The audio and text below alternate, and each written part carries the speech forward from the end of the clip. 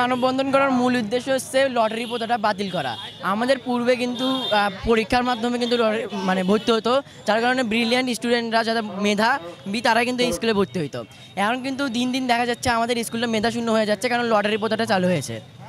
এখন আমরা চাই যে আমাদের স্কুলে যাতে আবার পূর্বের ভর্তি পরীক্ষাটা চালু করা হোক, যার কারণে কিন্তু আমাদের স্কুলটা আবার একটি শৃঙ্খলার মধ্যে চলে আসবে। আমরা রংপুর জেলা স্কুলের যে ঐতিহ্য, যেটা আমাদের ভর্তি পরীক্ষা, যেটার জন্য রংপুর জেলা স্কুলটা অতি পরিচিতি লাভ করেছিল, সেটা মুছে দেওয়ার ফলে আমরা আবার চাচ্ছি যে সেটা যেন ফিরে আসুক। আর যেটা প্রথা চালু হয়েছে, যে লটারি প্রথা, যেটার কারণে জেলা স্কুল মেধাশূন্য হয়ে যাচ্ছে এবং নিজের ঐতিহ্য থেকে পিছিয়ে যাচ্ছে, সেটা যেন দূর করতে পারি, সেই জন্যই আমাদের আজকের দাবি। এখানে লটারি প্রথা বিপক্ষে দাঁড়িয়ে আছে আমাদের রংপুর জেলা স্কুল, রংপুর গার্লস স্কুল সহ অনেক আমাদের সারা দেশেই সরকারি স্কুলগুলোতে লটারির মাধ্যমে তৃতীয়, ষষ্ঠ এবং নবম শ্রেণীতে ভর্তি করানো হচ্ছে।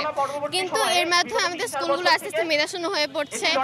অনেকে হয়তো এই শ্রেণীগুলোতে পড়ার উপযোগী নয়, তারপরেও তারা লটারির মাধ্যমে ভর্তি হয়ে যাচ্ছে। এর মাধ্যমে শিক্ষা ব্যবস্থা ব্যাহত হচ্ছে, আমাদের ক্লাস কার্যক্রম এবং পরীক্ষাগুলো ব্যাহত হচ্ছে।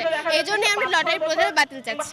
মূলত লটারি প্রথার বিরুদ্ধে আমরা যারা মেধার মূল্যায়নে রংপুর সরকারি বালিকা উচ্চ বিদ্যালয় কিংবা রংপুর জেলা স্কুলে ভর্তি হয়েছি, আমরা চাই না যে এই লটারি প্রথাটা থাকুক।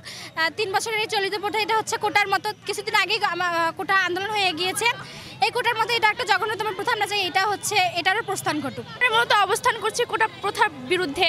আসলে সর্বশেষ আমাদের ভর্তি পরীক্ষা হয়েছিল 2020 সালে। 2020 সালের পর থেকে এই যে লটারি প্রথা চালু হয়,